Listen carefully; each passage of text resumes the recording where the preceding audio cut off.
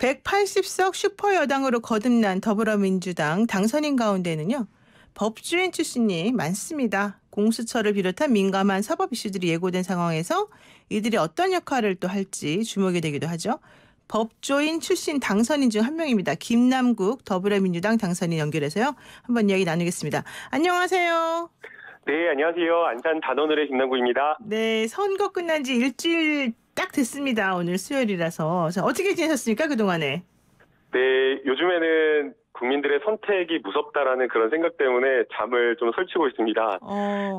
예, 좀 가슴이 이렇게 좀 턱턱 막힌다라고 하잖아요. 지금 딱 그 심정인데요. 선거운동 기간에 공약을 어떻게 좀 지킬까?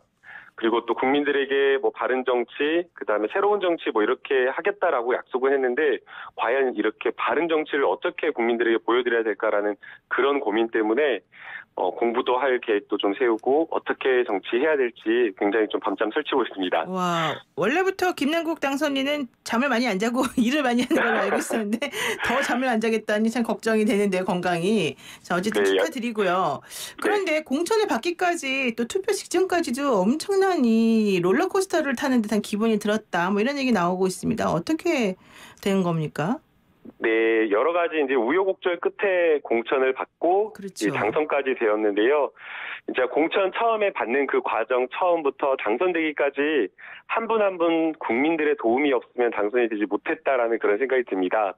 여러 논란이 될 때마다 국민들께서 지켜주셨고 김남국이 왜 당선돼야 되는지를 직접 설명해 주시면서 선거운동 과정에 정말 많은 분들의 도움을 받았던 것 같습니다. 예, 뭐 제가 발이 그렇게 넓지가 않은데 뭐 LA, 뭐 일본, 뭐 여러 지역에 있는 분들이 안산 지역에 계시는 분들에게 김남국을 설명하면서 여러 선거 운동을 도와주셨던 거는 정말 큰 감동으로 남아 있습니다. 아, 외국 사시는 분들도 그렇게 막 지원해 주시던가요? 네, 어제도 이제 당선 인사를 돌았는데요. 문방구 사장님께서 누구를 아냐고 하면서 어떻게 아냐라고 물어보시는데 사실은 제가 직접 알지 못하시는 분들이시거든요. 그런데 아마 제가 출연했던 방송, 제가 출연했던 유튜브 이런 것들을 보시면서 꼭 뽑으라고 이렇게 지지를 해주셨던 것 같습니다. 와, 문구점 주인 어른께 또 해외에 계시는 분들이 그런 압력을 행사할 정도로 김남국 당선자에 대한 지지가 있었군요. 자, 그런데요. 선거 막판에 그 팟캐스트 출연을 이유로 여성 비하 발언 논란이 있었습니다. 그리고 지금까지도 시민단체에 의한 고발이 진행되고 있는 중인데요. 다른 출연진들도 어제 다시 추가 고발이 된 상태거든요. 자, 이거는 어떻게 지금 된 겁니까? 네, 우선은 이게 여성 비하 논란 팟캐스트라고 하면서 이제 많은 비판을 받았었는데요. 프로그램을 이제 설명드리면 이게 여성 비하가 아니고 저에 대한 비하 프로그램이었습니다. 이제 제가 연애를 못한다고 하면서 네. 다른 참여자들이 저에게 이제 연애를 가르쳐주는 그런 프로그램이었는데요. 여러 이제 설명이나 이런 것들과 상관없이 제가 논란을 일으킨 거에 대해서 정말 국민 여러분들께 사과드리고요. 또 잘못한 점이나 이러한 부분은 반성하면서 제 자신을 돌아보며 성찰하는 그 계기를 가지려고 합니다. 또 무엇보다 공인이 되었기 때문에 언행이나 이런 부분에 있어서 좀 더 신중하고 조심하는 그런 행동을 보이겠습니다. 네, 그런데 또 그 기자회견을 통해서 당선인이 얘기한 게 있습니다. 하루 만에 검찰이 수사에 착수하면서 좀 뭔가 문제가 있는 거 아니냐. 게다가 이제 이 수사를 윤석열 사단으로 알려진 검사가 맡았다고 알려지면서 또 이 공정성 시비가 좀 나오고 있는데요. 어떻습니까? 네, 뭐 노영희 변호사님도 앵커이기 전에 변호사님이니까 잘 아실 텐데요. 네. 여러 가지 정치적 사안이나 사건별로 고소고발이 들어갔지만 24시간 만에 이렇게 수사 착수한다는 게 참 이례적인데 선거 당일날이 사실은 공휴일이잖아요. 네. 그런데 선거 당일날 24시간 만에 수사 착수했다라는 그런 보도가 하루 종일 이렇게 나오면서 그렇죠. 자막으로 방송이 된다라고 하는 것은 일정 부분 조금 이상하다, 이례적이다라는 그런 생각이 들고요. 네. 다만 이게 담당하는 수사검사님이 윤석열 사단이다라고 하는 것은 조금 이제 언론의 과도한 억측이지 않나라는 그런 생각이 듭니다. 지금 이거 좀 불편한 질문일 수도 있습니다만은 김남국 당선자에 대해서 또 제기된 의혹 중에 하나가 이제 조국백서 논란입니다. 이른바 조국백서를 만들기 위해서 뭐 3억 원을 모금을 했는데 실제 그것들은 진행을 안 되고 있다. 이런 얘기 나오면서 여기와 관련된 뭐 의혹 같은 것들이 좀 있는 것 같은데 이 부분은 또 어떻게 지금 설명하실까요? 네, 모금에는 제가 그 돈 관리라든가 모금에 직접 관여한 거 전혀 없고요. 그렇죠. 예. 이제 필자로 이제 참여를 하겠다라고 하면서 이제 집필에 참여를 하려고 했었는데 이제 그것마저도 이제 선거를 치르게 되면서 직접적으로 이제 필진에 적극 이렇게 참여하지 못하게 되었고요.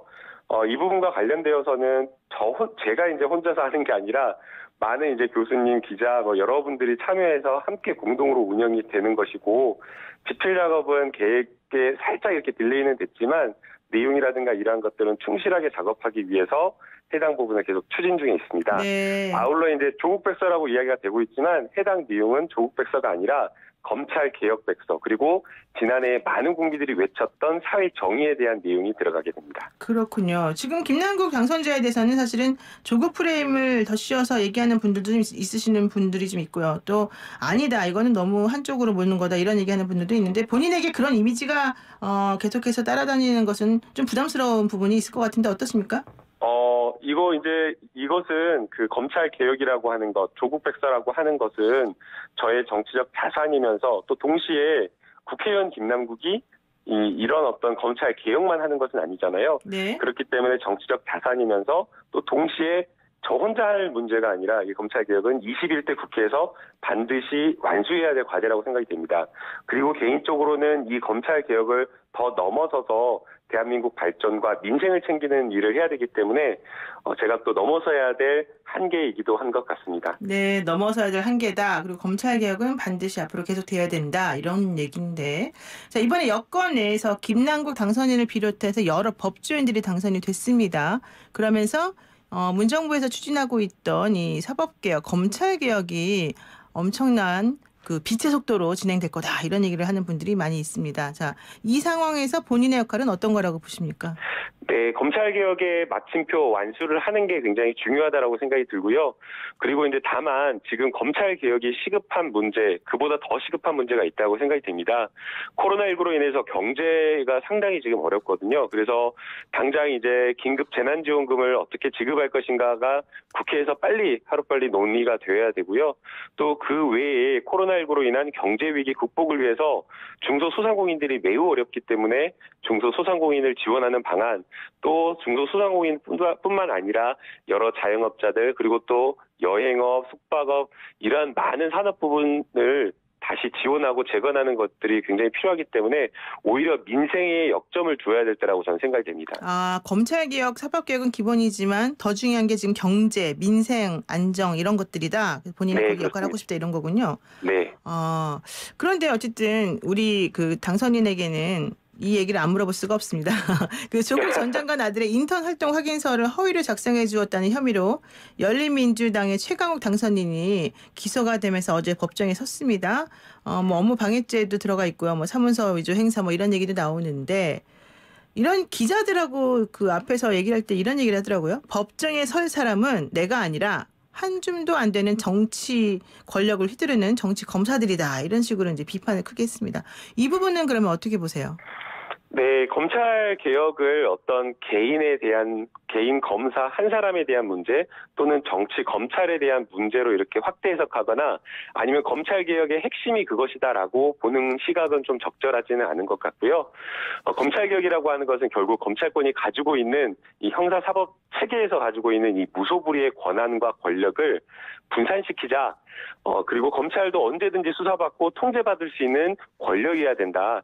국민들의 심판을 받아야 된다라는 그런 것이기 때문에 윤석열 총장의 거취를 논하거나 아니면은 정치 검찰을 비판을 할 수는 있겠지만 이것이 마치 검찰개혁의 전체인 것처럼 이야기하기에는 좀 부족하다라고 생각이 듭니다. 또 특히 검찰개혁이라고 하는 게 단순하게 검찰만 개혁해야 된다라는 것이 아니고요. 문재인 정부에서는 권력기관 개혁 작업으로서 검찰개혁, 그리고 또 검경 수사권 조정으로 인한 검찰권이 또 비대해지기 때문에 경찰개혁, 또 국정원 개혁을 함께 큰 틀에서 논의하고 개혁 작업을 추진하고 있는 상황입니다. 네, 그러니까 한 개인의 그런 기소 여부를 가지고 논할 것이 아니라 전체적인 측면에서 봐야 된다, 이런 얘기신데요. 네. 지금 좀 전에 언급을 살짝 하셨습니다마는 경찰이 너무 권력을 많이 가지게 된다, 어부지리로, 이런 얘기를 하면서 경찰 권력에 대한 견제 얘기도 많이 나오거든요. 그러면은 검찰 개혁뿐만 아니라 경찰 개혁도 같이 돼야 된다, 이렇게 보시는 건데. 네. 어떤 방식으로 될까요? 예. 네, 이미 경찰권을 분리시키는 권한을 분리시키는 방안을 두고 있고요. 그래서 지방자치경찰 제도를 전국적으로 확대 시행하겠다라는 것이 하나이면서 또 동시에 이 수사경찰 내부에서 수사경찰과 행정경찰을 분리해가지고 비대해진 여러 가지 수사권을 정치적으로 독립시키면서 또 내부적으로도 경찰권을 권한을 분산시키는 여러 가지 제도, 법안을 이미 마련해 두고 있습니다. 네, 그렇군요. 앞으로 이제 그게 구체화될 것이다 이렇게 보면 되겠군요. 네, 맞습니다. 그리고요. 또 사실은 이제 선거 막판에 또 나온 얘기 중에 하나가 물론 지금도 현재 진행형입니다만은 채널 A 기자와 이 검사장의 유착관계 논란이 나오면서 유시민 노무현재단 이사장이 방송에서 여러 가지 얘기를 했습니다. 이런 문제에 대해서는 어떻게 보십니까? 이 검찰과 언론 간의 관계. 네, 이제 검찰이 정말 일부 큰 사건 그리고 또 여러 가지 정치적 사건을 언론과 함께 유착되어 가지고 이 문제를 자신들이 원하는 방향으로 이용하거나 해결한다라고 하면 그것은 정말 심각한 문제라고 생각이 들고요. 지금 아직 이 검찰과 이 언론과의 유착 관계가 수사를 통해서 드러난 바가 없기 때문에 해당 부분은 조금 더 신중하게 조심스럽게 지켜볼 필요는 있다라고 생각이 됩니다. 다만 만약 이게 사실이다라고 한다면 정말 심각한 문제이기 때문에 철저하게 수사를 통해서 진상을 규명하는 게 저는 필요하다라고 생각이 됩니다. 네.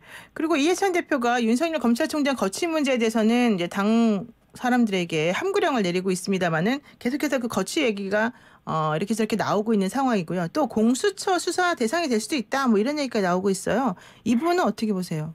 네, 저도 제가 이해찬 대표님께서 그런 함구령을 내리신 줄 몰랐는데요. 윤석열 총장의 거취에 대해서 말하는 것은 굉장히 좀 적절하지 않은 거라고 생각이 됩니다. 지금 당장 국민들이 원하는 것은 코로나19로 인한 경제 위기 극복해라, 민생 챙기라라고 이야기를 하고 있는데 여당이 아니면 여당 아니더라도 어떤 당선자가 그런 부분에 대해서 이야기를 하는 것은 좀 적절하지 않다고 보이고요.